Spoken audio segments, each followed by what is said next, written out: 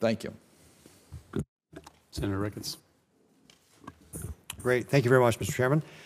And I want to add my thanks to Senator Cardin as well. As governor, I had a chance to take a number of trade missions around the world and meet with our embassies, and just can't say enough about the Foreign Service people, and sacrifice time away from your friends and family here in the United States to represent our country overseas, and I really appreciate the efforts that you all make to do that.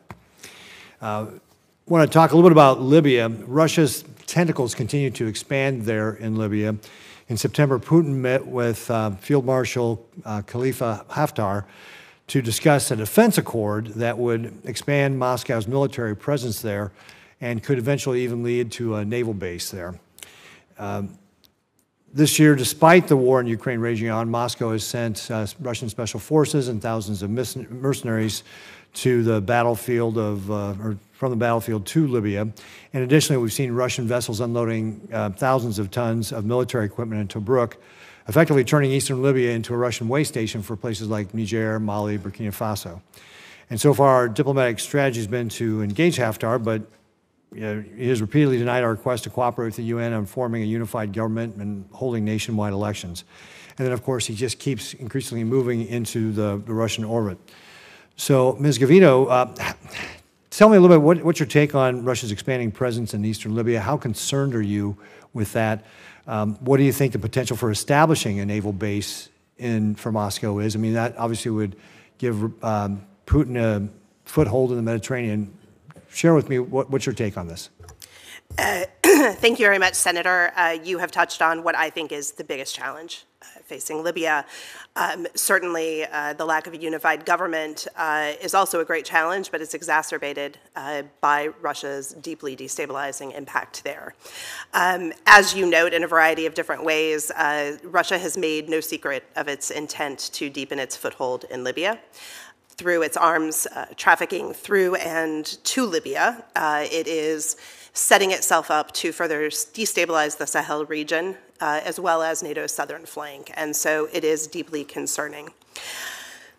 With regard to plans to push back on that, a couple of thoughts. First of all, the sanctions both on the Wagner Group as a transnational criminal organization in 2023, and yesterday's sanctions on Gaznak for having printed $1 billion in counterfeit bills, Libyan bills, to further destabilize the economy, are two examples of ways that we can push back from here.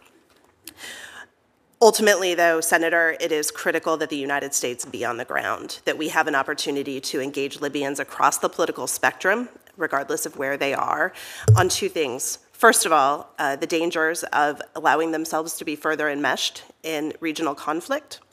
And second, on the opportunities that come from fulfilling their own Libyan-based goals of being in a position to reaffirm their sovereignty. Without taking too much time, Senator, I think that in order for the United States to effectively support and advance the UN's goals of unification of government, the reality is that we have to engage all political actors across the political spectrum, as they are all going to have to buy into a future unified government that puts itself in position to reassert Libyan sovereignty. So I'd like to also just address, what do you think the likelihood of a Russian naval base in Libya is? Senator, as you're aware, at this stage of the process, I'm not in a position to see classified information. That being said, certainly those plans are consistent with what we have, with what the United States has seen from Russia with regard to deployment of military personnel and their stated desires to deepen the foothold. You mentioned Haftar's visit to Moscow. Also notable that the Deputy Defense Minister of Russia has visited Libya 4 times in the last year. So certainly, Senator, I would take those reports very seriously. Yeah. So you mentioned we have to engage with all the political parties. Haftar, I assume that you mean Haftar as well.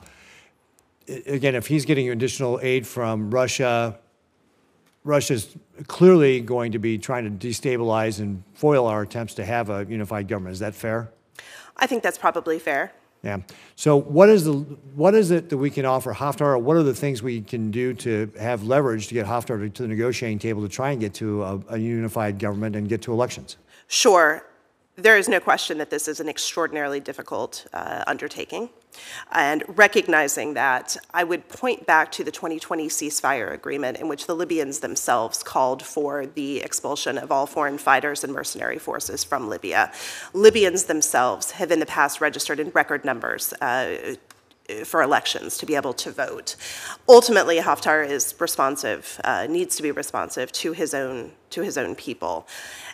We need to, as the United States, lay out a framework that demonstrates the benefits that the Libyan people, frankly, have already put forward about the benefits of that reassertion of sovereignty, being able to protect their own borders, and more importantly, the economic benefits to all of them from a stable, secure, more free Libya that is able to respond to the needs of its people. So, Senator, it is an extraordinarily difficult undertaking. Certainly the status quo has benefited a number of Libyan actors, but I believe that the United States has a different vision that the Libyan people themselves have bought into. Yeah, Ms. Guido, but I am going to take a difference with what you said there. Haftar has to be responsive to Libyan people. Dictators don't. They don't think like we do. They don't have to be responsive to their people. If he can get enough arms from Russia, he can just establish himself as a military dictator. And it's not like it's the first time that would happen in Libya, right? So I think there's other. We're going to have to obviously have, assuming you're confirmed, we're going to have I think a deeper strategy about how we offset that malign Russian influence in Libya. I look forward to working with the committee. I couldn't agree with you more. It is a complicated situation that is going to take all of our efforts. Great. Thank you very much. Thank you, Mr. Chairman. Thanks, Senator Ricketts. Senator Young and I are going to start a second round of questions. Mr. Harris, Algeria has historically supported